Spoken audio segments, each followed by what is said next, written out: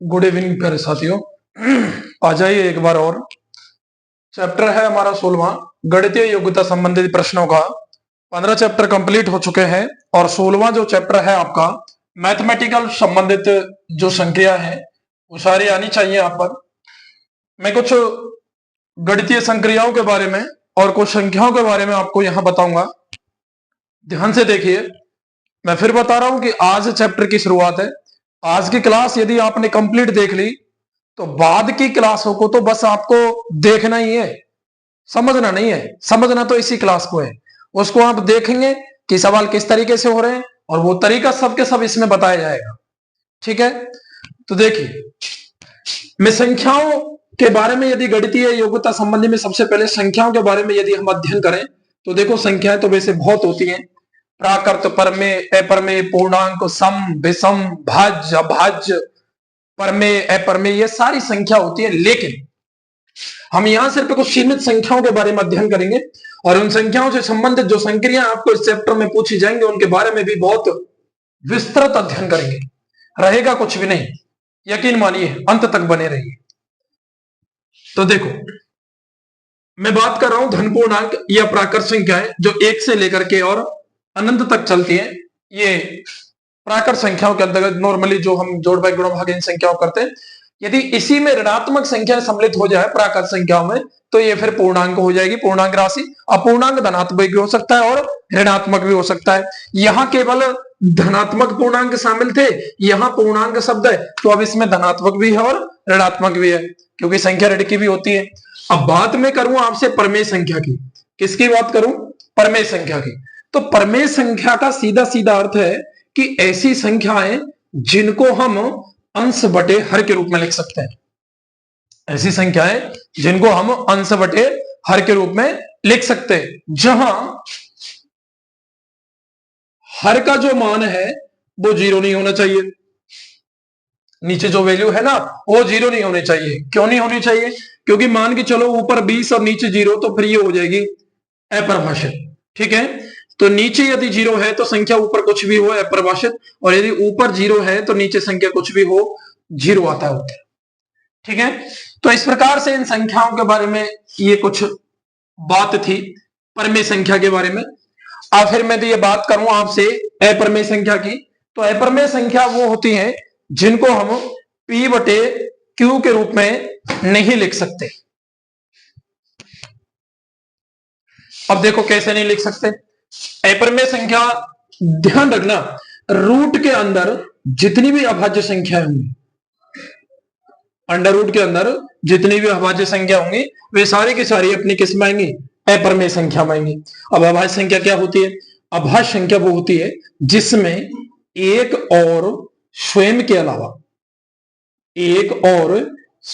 अलावा अन्य किसी संख्या का भाग नहीं जाए।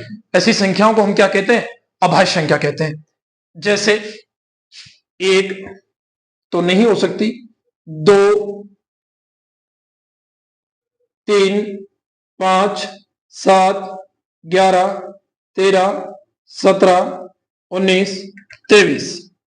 मैं आपको फिर बता दूं, आपसे डायरेक्ट यदि कोई पूछ ले कि 1 से 100 तक जो टोटल अभाज्य संख्या है वो कितनी होती है, उनकी संख्या होती है 25।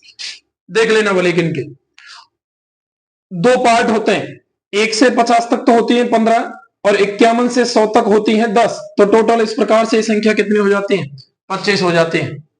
अब बे अभाज्य संख्या वही है जो एक और स्वयं के अलावा किसी संख्या का भाग नहीं जाए। जैसे मैं अंडर रूट के अंदर 2 रख दूं, 3 रख दूं, 5 रख दूं, 7 रख दूं, ये सारी की सारी कैसी संख्या है? अपरमेय संख्या।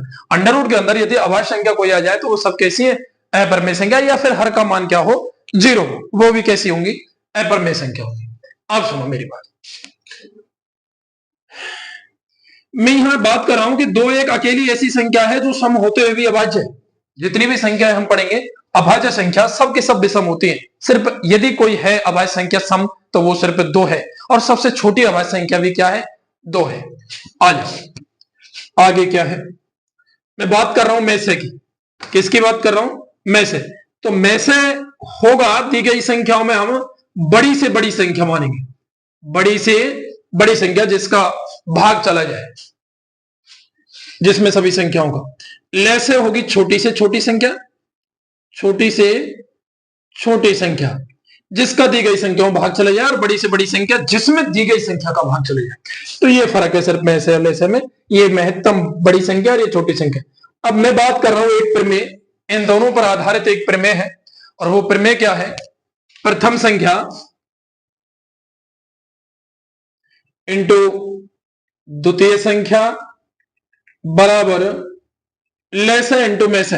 प्रमेय क्या होती है? कुछ नहीं, सार्वभौमिक कथन। जितने भी सार्वभौमिक कथन है वे सब के सब प्रमेय के अंतर्गत आते हैं। जैसे मैं अभी आपसे बोल दूं यहां पर कि आगरा में ताजमहल है, बिल्कुल है, ये सत्य कथन है, ये प्रमेय हुआ। वृंदावन में प्रेम मंदिर है, बिल्कुल है, ये सत्य कथन है, ये क्या हुआ? प्रमेय हुआ। उसी प्रकार से प्रथम संख्या और द्वितीय संख्या के गुणनफल लय से और में से के गुणनफल के बराबर है, तो इसको हम क्या बोलेंगे? प्रमेय बोलेंगे। मैं एग्जाम्पल लेके बताऊं, यहां संख्या लिख रहा हूं, यहां 2 और 5, इनके मैं अभाज्य गुणनखंड करूं तो इसका जो लय से होगा वो तो होगा 10, और जो में से होगा, इनमें दोनों में कोई कॉमन नहीं है तो वो क्या होगा? 1। निकाल के बताएंगे, आगे सवाल आएंगे जब। तो प्रथम संख्या क्या है? 2, द्वितीय संख्या क्या है? 5, लय से क्या है? 10, में से क्या है? 1। 5 इंटू 10, 5 इंटू 2 10, 10 इंटू 1 10। इसका मतलब दी गई संख्याओं का गुणनफल लय से और में से के गुणनफल के बराबर आता है। आगे देखो, मैं बात कर रहा हूं यहां चाल की। किसकी बात कर रहा हूं? चाल की। तो चाल क्या होती है? दूरी बटा समय। क्या होती है? दूरी बटा समय।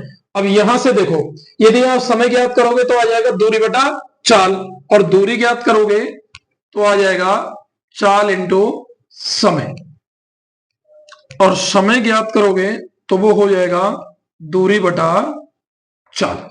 आगे बात समझ में? एक बात और ध्यान रखना, जब आपको विमा किलोमीटर प्रति घंटे में दी हो और मीटर प्रति सेकंड में बदलवाए उसको, तो हमेशा 5/18 का गुणा करेंगे। किसका करेंगे? 5/18 का। और यदि मीटर प्रति सेकंड से किलोमीटर प्रति सेकंड में बदलवा रहा हो तो उसमें किसका गुणा करेंगे? 18/5 का। अरे बात समझ में? अब ये कुछ ऐसा नहीं है कि ये कहीं से निकल के आ गया हो। ये 5/18 और 18/5 देखो, ये किलोमीटर है और ये नीचे बटे में क्या है? घंटा। ये मीटर में बदलना है तो मीटर में क्या आता है? 1000, और 1 घंटे मिनट कितनी होती है? 60 होती है। कितनी होती है? 60। अब इसको काटो, 10 से ये 6 बार और 10 से ये 100 बार। अब ये 2 से 50 बार और ये 2 से 3 बार। ये हो गया 50/3। कितना हो गया? 50/3। अब ये 1 घंटे में कितने मिनट थी? 60 मिनट। अब इस मिनट को भी कितने इकाई में चेंज करना है आपको? सेकंड में, क्योंकि देखो मीटर प्रति सेकंड है तो एक बार और 60 का गुणा करना पड़ेगा, या फिर कहो तो यही 2 बार 60 का गुणा कर दो, एक ही बात है। तो 0 से 0, अब ऊपर तो क्या बचा? 5 और नीचे 6 तिया 18। इसलिए किलोमीटर से घंटे, किलोमीटर प्रति घंटे से मीटर प्रति सेकंड में बदलने के लिए किसका गुणा करता है? 5/18 का। ये डायरेक्ट बता देते हैं, प्रोसीजर ये है। 1000/60 इंटू 60 होता है। मैंने ये अलग अलग करके बता दिया, एक जगह 60 इंटू 60 लिख दो, वो आ जाएगा। ठीक है, आ जाओ। तो उसी प्रकार से ये हो जाता है। अब आता है औसत। आपका औसत होता है साथियों राशियों का योग, राशियों का योग बटे राशियों की संख्या, बटे राशियों की संख्या। ये औसत का सूत्र होता है। ये सब याद करने पड़ेंगे आपको। लाभ क्या होता है? जब हम किसी वस्तु को कम में खरीद करके ज्यादा में बेच दें। 2 रुपए की अगर हमको वस्तु खरीदी और 5 के बेच दी तो कितने का लाभ हुआ? देखो, खरीदी तो कितने की? 2 रुपए की। बेच कितने की थी? 5 रुपए की। बेचने को क्या बोलते हैं गणित में? विक्रय मूल्य। खरीदने को क्या बोलते हैं? क्रय मूल्य। अब लाभ कितना है? 3 रुपए। कैसे निकाला? 5 में से 2 घटा दिया। 5 में से 2 क्या कर दिया? घटा दिया। तो 5 क्या है? विक्रय मूल्य। में से क्या घटाया? क्रय मूल्य। तो ये सूत्र हो गया लाभ का, विक्रय मूल्य माइनस क्रय मूल्य। हानि क्या है? मैं वस्तु को 5 में खरीदूं और 2 में बेचूं। 5 में खरीदूं और 2 में बेचूं। जैसे 5 में खरीदी और 2 रुपए में बेची, अब क्या हो गया? हानि हो गई। अब हानि कितने की हुई? वही 3 की। अब 3 की कैसे हुई? 5 में से 2 घटाएंगे, तो अब क्रय मूल्य में से क्या घटाएंगे? विक्रय मूल्य। ये हो जाएगी हानि। और ध्यान रखना, लाभ और हानि हमेशा क्रय मूल्य पर ज्ञात होती है, क्योंकि लाभ कब होगा? जब हम किसी वस्तु को, क्रय मूल्य होता है खरीदना, हम किसी वस्तु को खरीदेंगे नहीं तो लाभ कहीं पर होगा और हानि कहीं पे होगी। तो हमेशा लाभ और हानि प्रतिशत होते हैं तो क्रय मूल्य पर होते हैं। तो लाभ प्रतिशत, लाभ बटा क्रय मूल्य, और प्रतिशत के चिन्ह के लिए 100 का गुणा कर देते हैं और ये हो जाएगा हानि बटा क्रय मूल्य इंटू 100 बट्टा छूट। ये क्या है? प्रतिशत हमेशा 100 पर ज्ञात करते हैं, ठीक है। अब जैसे मान के चलो किसी राशि पर हमको 20% की छूट मिल रही है। 100 रुपए की कोई वस्तु है, अब छूट 20 रुपए की मिल रही है, तो कितने की? 20% की, तो कितने की वस्तु मिल रही है? वो 80 की मिल रही है। कितने की मिल रही है? 80 की मिल रही है। ये होता है बट्टा। बट्टा बोले या इसको हम छूट बोले, बात एक ही है। और ये हमेशा अंकित मूल्य पर दिया जाता है। अंकित मूल्य पर दिया जाता है। अंकित मूल्य, छपा हुआ मूल्य, मुद्रित मूल्य, जो प्रिंट रेट होती है। साधारण ब्याज मूलधन इंटू समय इंटू दर बटा 100। चक्रवृद्धि ब्याज मूलधन इंटू 1 प्लस दर बटा 100 की घात समय माइनस मूलधन। या फिर इसका दूसरा और सूत्र हो सकता है चक्रवृद्धि ब्याज का, क्योंकि ये जो फॉर्मूला है ना, ये मूलधन इंटू 1 प्लस दर बटे 100 की घात समय, ये किसका है? मिश्र धन का है। मिश्र धन का यही है फॉर्मूला, माइनस मूलधन नहीं होता। अब आप इसको ऐसे भी लिख सकते हो, मिश्र धन माइनस मूलधन, एक ही बात है। आयत या वर्ग, देखो इधर आ जाओ।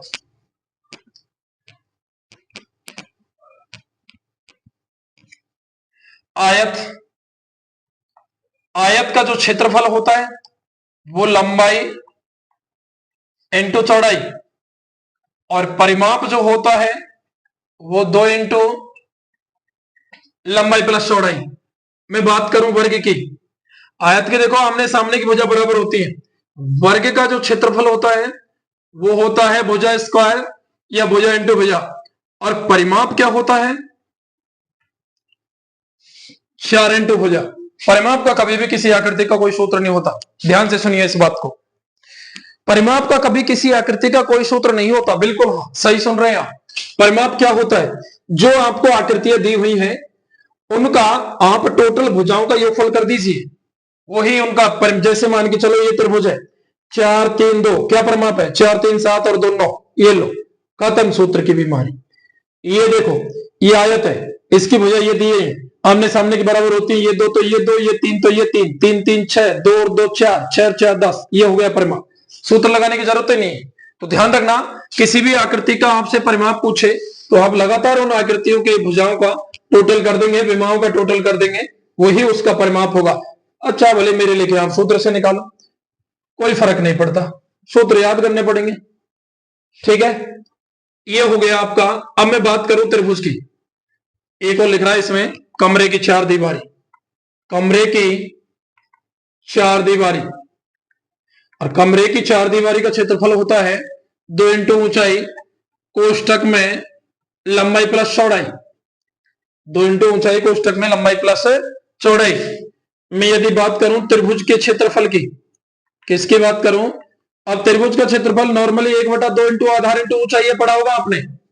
अब ये समकोण त्रिभुज में काम करता है, लेकिन यदि त्रिभुज समबाहु हो, समबाहु त्रिभुज का क्षेत्रफल, तो समबाहु त्रिभुज का क्षेत्रफल अंडर रूट 3/4 इंटू भुजा स्क्वायर, ये होगा।